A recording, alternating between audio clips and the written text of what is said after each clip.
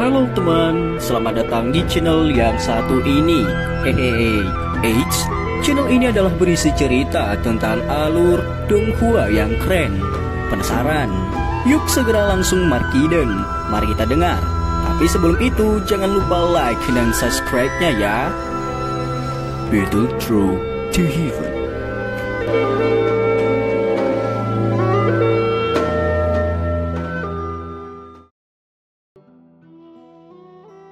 Melanjutkan dari cerita sebelumnya, dua sosok manusia berwarna abu-abu telah muncul tanpa peringatan sedikit pun. Xiaoyan tidak merasakan apapun sebelum matanya melihat mereka. Perubahan tak terduga yang tiba-tiba ini juga menyebabkan segel tangannya yang berubah berhenti sebentar. Dia terdiam sesaat saat matanya melirik bola api besar itu. Akhirnya dia tanpa sadar berteriak dengan suara tegas. "Kedua tuan, bola api akan segera meledak. Cepat pergi!" teriak Xiaoyan. Setelah mendengar pengingat dari teriakan Xiaoyan, dua sosok manusia berjubah abu-abu di samping bola api besar itu perlahan mengangkat kepala mereka. Mata tua dan berpengalaman mereka dengan tenang menatap Xiaoyan. Pandangan acak ini menyebabkan Xiaoyan menyadari bahwa kekuatan obat yang sangat liar dan keras yang bergejolak di dalam tubuhnya telah benar-benar tenang. Kejutan tanpa sadar muncul di mata Xiaoyan saat dia merasakan perubahan ini di dalam tubuhnya. Mereka mampu menekan kekuatan obat yang memberontak di dalam tubuhnya dari jarak yang sangat jauh. Kekuatan ini bukankah itu tidak terlalu wajar dan menakutkan? Siapakah dua ahli misterius berjubah abu-abu ini? Sejak kapan ahli menakutkan seperti itu ada di wilayah sudut hitam? Sementara Xiaoyan merasa terkejut di dalam hatinya, Suqian, Han Feng, dan yang lainnya yang telah mundur agak jauh juga menemukan keberadaan dua sosok abu-abu misterius itu. Mereka kaget. Beberapa saat kemudian, Suqian tampaknya tiba-tiba teringat sesuatu. Kegembiraan liar dengan cepat melonjak ke matanya saat dia dengan lembut bergumam, "Orang-orang tua ini yang tidak akan mati, mereka akhirnya bersedia untuk campur tangan," ucap Suqian dalam hatinya. Penatua pertama, mereka... Beberapa sesepuh akademi dalam di belakang Suqian bertanya dengan heran.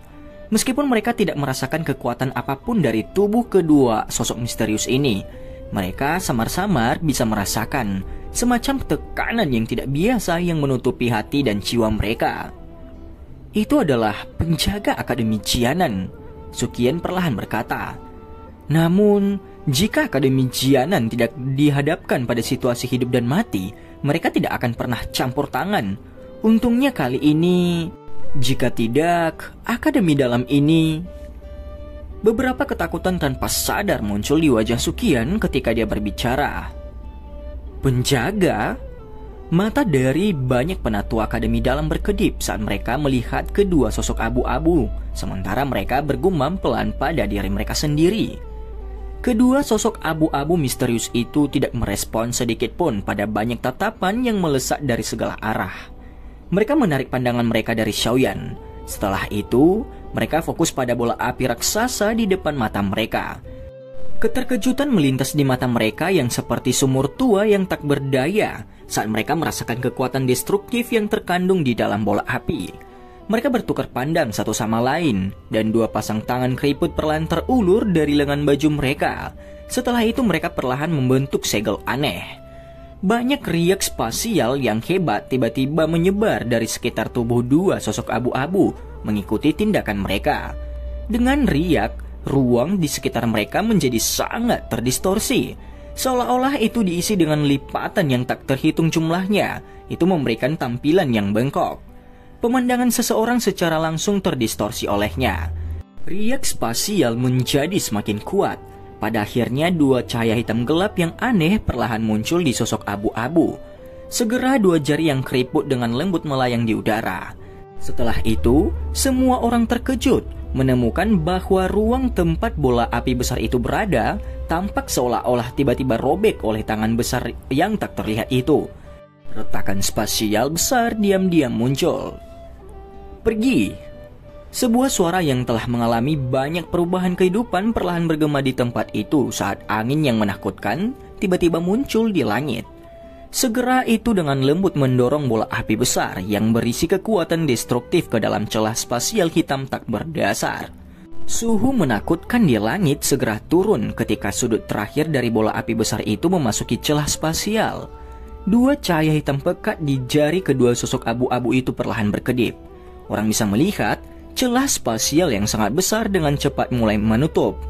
Dalam waktu kurang dari 1 menit, retakan spasial benar-benar pulih. Langit sekali lagi menjadi sehalus cermin.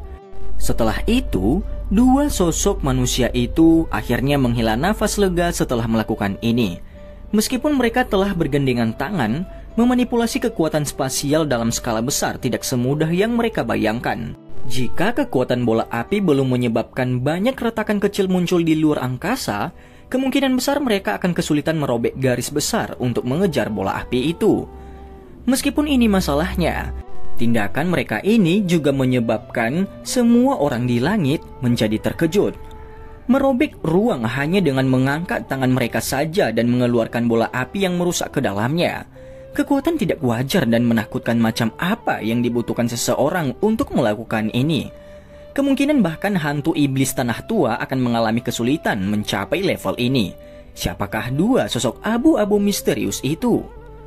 Xiaoyan di langit yang jauh juga menghela nafas lega saat melihat bola api dikeluarkan. Jika bola api terus membengkak sesuka hati, kemungkinan Akademi Dalam akan lenyap. Pada saat itu dia akan menjadi pelaku yang menghancurkan Akademi Dalam. Ini pasti sesuatu yang mirip dengan mimpi buruk baginya. Sepertinya dia benar-benar harus berpikir 3 kali jika dia ingin menggunakan api teratai pemusnahan yang menakutkan ini. Tentu saja, teratai api pemusnahan ini terbentuk dari penggabungan 4 jenis nyala api.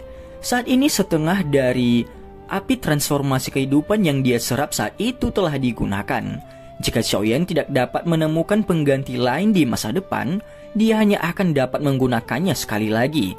Selain itu, apakah dia akan berhasil lagi atau tidak, itu tidak diketahui. Teratai api pemusnahan ini yang dia andalkan pada kekuatannya untuk berhasil melepaskan juga telah diisi dengan keberuntungan. Beberapa suara angin yang deras ditransmisikan sementara Xiaoyan merasa seolah-olah dia telah meletakkan beban yang berat. Segera, Suqian, dokter peri kecil dan yang lainnya muncul di samping Xiaoyan. Setelah melihat Xiaoyan tidak terluka parah, Suqian akhirnya melambaikan tangannya dan dengan lembut berkata, "Ikuti aku. Jangan sembarangan mengatakan apapun." Tubuh Suqian bergerak setelah dia berbicara, dan dia dengan cepat bergegas ke arah kedua sosok abu-abu di langit. Xiaoyan ragu-ragu sedikit di belakang sebelum dia menyeret dokter peri kecil dan mengikuti. Hahaha. Baitua, Qiantua, terima kasih telah campur tangan hari ini. Jika tidak, kemungkinan Akademi Dalam ini akan lenyap. Suqian menangkupkan kedua tangannya ke kedua sosok orang misterius itu dan tersenyum setelah muncul di depan mereka. Anak kecil Suqian, Anda benar-benar tidak kompeten dalam pekerjaan Anda sebagai tetua pertama. Jika Akademi Dalam benar-benar menderita bencana yang begitu besar, kemungkinan besar Anda akan mengalami kesulitan untuk mengimbanginya, bahkan jika Anda mati 10 kali. Seorang tetua berpakaian abu-abu memandang Suqian sebelum dia mengerutkan kening dan menegur dengan suara yang tenang namun agak tegas. "Dua Pak Tua, masalah hari ini sepenuhnya disebabkan oleh Xiaoyan. Jika Anda ingin menyalahkan seseorang, Xiaoyan akan menanggung bebannya. Ini tidak ada hubungannya dengan penatua pertama Suqian." Sementara Suqian tersenyum pahit, Xiaoyan yang telah bergegas dengan cepat angkat bicara. Mata seperti air tenang dua orang tua berpakaian abu-abu itu perlahan menyapu Xiaoyan. Kejutan tiba-tiba melintas di mata mereka. Mereka membuka mulut dan berkata, Kamu adalah pemuda yang mengendalikan api inti teratai hijau saat itu?" Xiaoyan mengusap kepalanya di depan kedua tetua yang benar-benar mengingatnya ini. Akhirnya dia mengangguk. "Aku ingat kamu sepertinya hanya dadusi kecil ketika kami bertemu denganmu saat itu. Kamu benar-benar telah mencapai level ini dalam beberapa tahun yang singkat. Akademi Jianan akhirnya menghasilkan murid yang cukup baik. Jika orang tua Mang Tianxi itu tahu tentang ini, dia mungkin akan bangga." Seorang tetua berpakaian abu-abu mendecakkan lidahnya saat dia berbicara. Selain itu, tampaknya ada lebih dari satu jenis api surgawi yang dikendalikan di dalam tubuh Anda, mampu menggabungkan beberapa api surgawi secara stabil ke dalam tubuh seseorang. Metode seperti itu akan dianggap tak tertandingi. Anak kecil, kamu harus lebih berhati-hati saat keluar untuk berlatih di masa depan. Tatapan sesepuh berpakaian abu-abu lainnya juga agak terkejut saat dia perlahan berbicara. Anak kecil ini telah belajar dari kalian berdua. Xiaoyan secara alami tidak berani meremehkan kedua ahli utama yang tidak diketahui asalnya itu. Karena itu dia buru-buru menjawab. Hah? Kedua tetua berpakaian abu-abu itu mengangguk sedikit. Tatapan mereka beralih tiba-tiba ke dokter pria kecil di samping Xiaoyan, dan mereka tanpa sadar berseru sedikit. Dokter pria kecil tanpa sadar menjadi berhati-hati saat dia merasakan tatapan dua tetua berpakaian abu-abu. Daoki di dalam tubuhnya mengalir dengan tenang. Hahaha, tidak terduga bahwa saya benar-benar dapat bertemu dengan pemilik badan racun yang menyedihkan setelah bertahun-tahun. Benar-benar mengejutkan. Seorang tetua berpakaian abu-abu tertawa pelan. Sayangnya, setiap pemilik tubuh racun yang menyedihkan akhirnya berakhir dengan nasib yang sama. Sesepuh berpakaian abu-abu lainnya menghela nafas agak emosional. Sukian memutar matanya saat mendengar mereka bertiga berbicara. Dia berkata kepada dua tetua berpakaian abu-abu, kalian berdua tidak harus menakuti seseorang setelah kamu muncul begitu saja. Jika kalian berdua muncul lebih awal, masalah seperti ini tidak akan terjadi. Kalian berdua harus sangat jelas tahu tentang kekuatan hantu iblis tanah tua. Apa yang dapat saya lakukan padanya jika dia ingin datang dan mencari masalah? Jika Xiaoyan tidak melangkah maju, tidak ada yang tahu persis seperti apa situasi saat ini. Kalian semua hanyalah penjaga yang tidur. Kepala sekolah belum kembali sekali bertahun-tahun. Dan kalian berdua bersembunyi sampai tidak ada yang bisa melihat sosok kalian. Akademi sebesar ini bergantung sepenuhnya pada saya untuk mengelola. Kebencian Sukian sangat pekat ketika dia berbicara sampai akhir. Kedua tetua berpakaian abu-abu itu tidak bisa membantu tetapi menjadi sedikit malu menghadapi teguran Sukian. Mereka memang hidup damai selama tahun-tahun ini tanpa perlu khawatir tentang apapun. Mereka langsung mengeluarkan batuk kering dan berkata, bukankah kita juga mengalami ini dulu? Tidak mudah menjadi tetua pertama. Namun apakah orang tua itu belum kembali? Ini memang sangat tidak bertanggung jawab. Sudah sekitar 1 dekade sejak dia pergi. Jika aku tahu ini saat itu, aku tidak akan mengambil alih jabatanmu. Sukian agak menyesal. Dia menoleh ke Xiaoyan dan berkata, kamu bisa memanggil dua orang ini, Bai Tua dan Qian Tua. Mereka juga adalah sesepuh pertama dari Akademi Jianan dahulu kala. Sekarang mereka telah pensiun dan menikmati hidup. Xiaoyan buru-buru menyapa mereka berdua setelah mendengar Sukian. Kedua tetua berpakaian abu-abu melambaikan tangan mereka. Itu menunjukkan bahwa tidak perlu mengucapkan semua salam ini. Setelah itu mereka perlahan berkata, hantu iblis tanah tua ya. Kami juga tidak bertemu selama bertahun-tahun. Tidak disangka kita benar-benar bisa bertemu hari ini. Bukankah Anda setuju? Tatapan kedua orang itu dengan aneh beralih ke ruang kosong tidak jauh dari sana ketika mereka selesai berbicara. Senyuman aneh terlihat di wajah lama mereka. Xiaoyan dan yang lainnya terkejut saat melihat cara kedua tetua berpakaian abu-abu itu bertindak. Mereka segera menghadap ke arah yang dilihat para tetua, hanya untuk melihat ruang kosong. Tidak ada sosok manusia atau sedikit pun riak energi. Meskipun hati mereka membawa keraguan, Xiaoyan dan yang lainnya dengan jelas menyadari bahwa dengan kekuatan kedua orang ini wajar jika mereka tidak akan bertindak tanpa alasan. Jika mereka mengatakan kata-kata seperti itu, kemungkinan ruang kosong itu memiliki rahasia yang sulit untuk ditemukan. Bahkan setelah bertahun-tahun, Anda masih sama dengan diri kamu yang tua yang penuh kebencian. Metode persembunyian spasial ini tidak berguna melawan kita berdua. Qian Tua tersenyum tipis dan dengan lembut melambaikan lengan bajunya. Mengikuti lambaian lengan bajunya, kelompok Xiaoyan segera merasakan ruang di sekitarnya memancarkan fluktuasi yang kuat. Riak seperti gelombang air menyebar dari ujung jari seseorang tetua. Dalam sekejap, itu benar-benar menutupi ruang kosong. Bung! Riak itu dengan lembut menyapu seperti gelombang air. Kelompok Xiaoyan terkejut melihat bahwa ruang itu benar-benar terbelah dan membentuk garis hitam dengan cara yang aneh. Sosok yang menyedihkan dilemparkan dari dalamnya. Ekspresi Xiaoyan segera berubah saat melihat sosok manusia yang telah dilemparkan dari garis retakan spasial. Siapa lagi orang ini selain hantu iblis tanah tua yang telah diserang oleh teratai api pemusnahan beberapa saat yang lalu?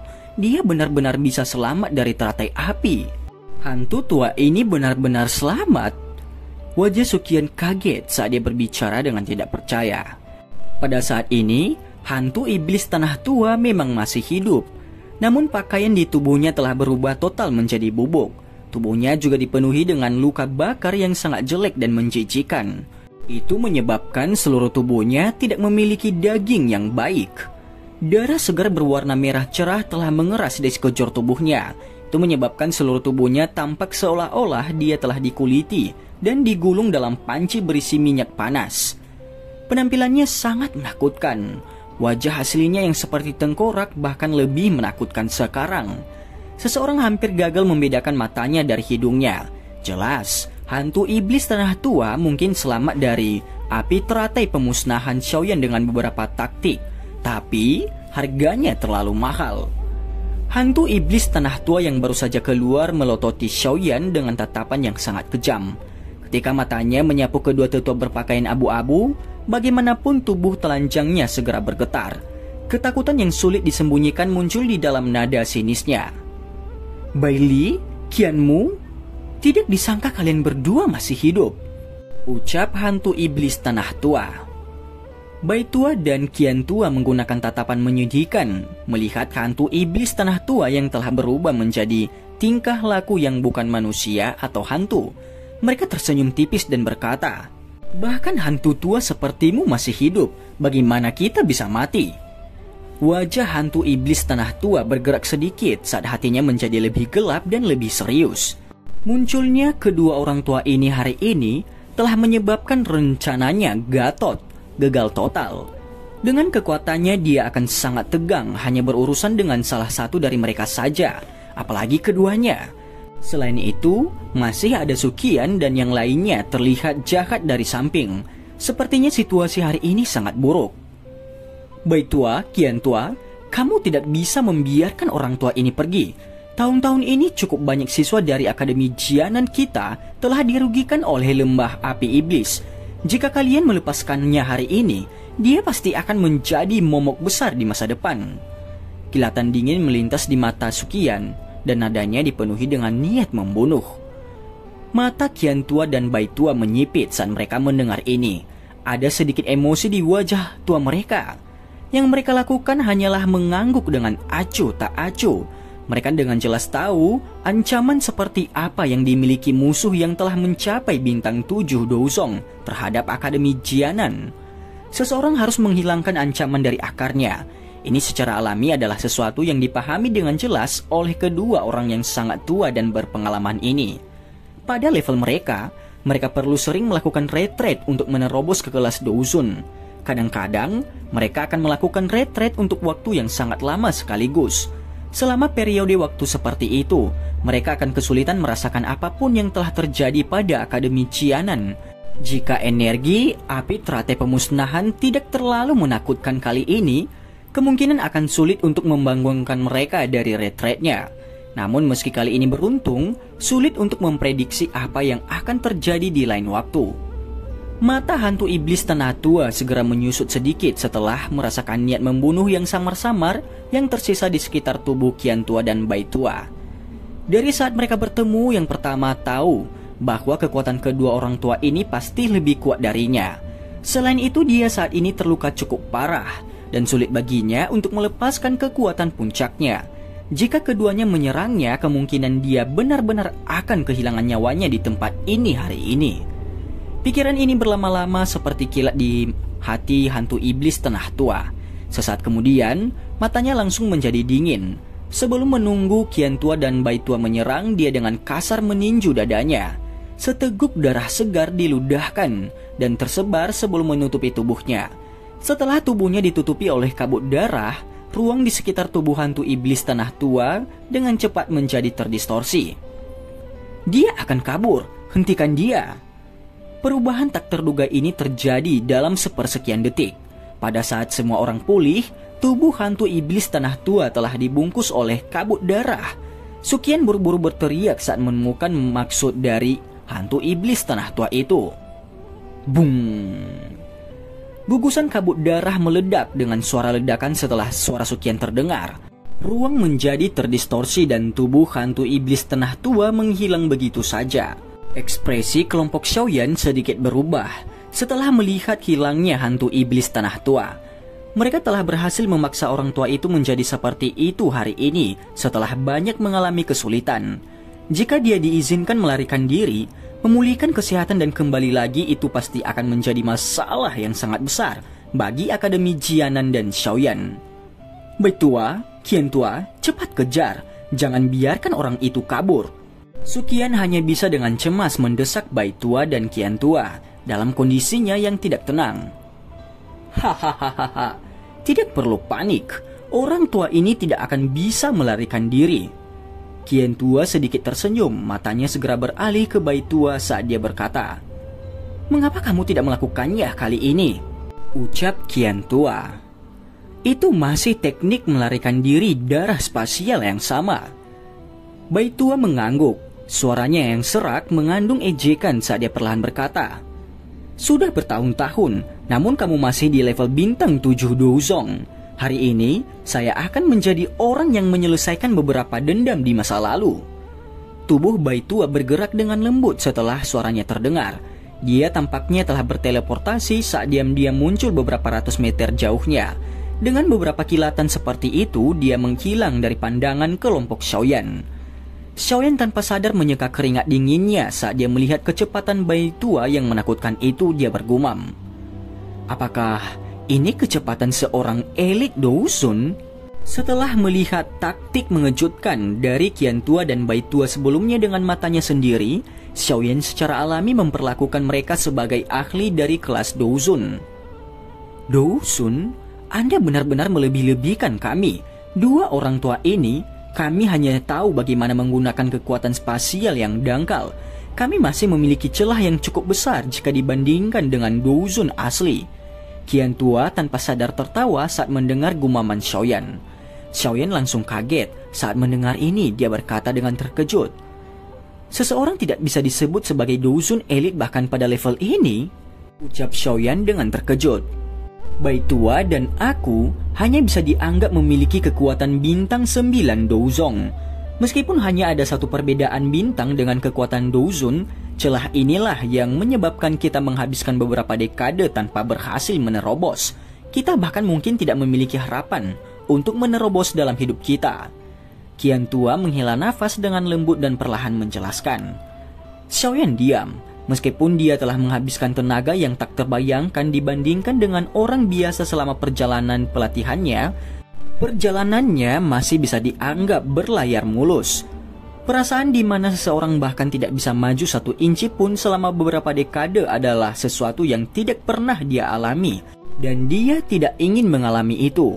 Mungkin jalan ini mungkin salah satu yang harus dilalui banyak orang, tetapi dia tahu bahwa baginya yang berlatih mantra api, perjalanannya untuk mendapatkan kekuatan akan berbeda dari orang lain. Demikian pula, bagaimanapun jalan ini juga akan memiliki risiko yang jauh lebih besar dari pelatihan biasa.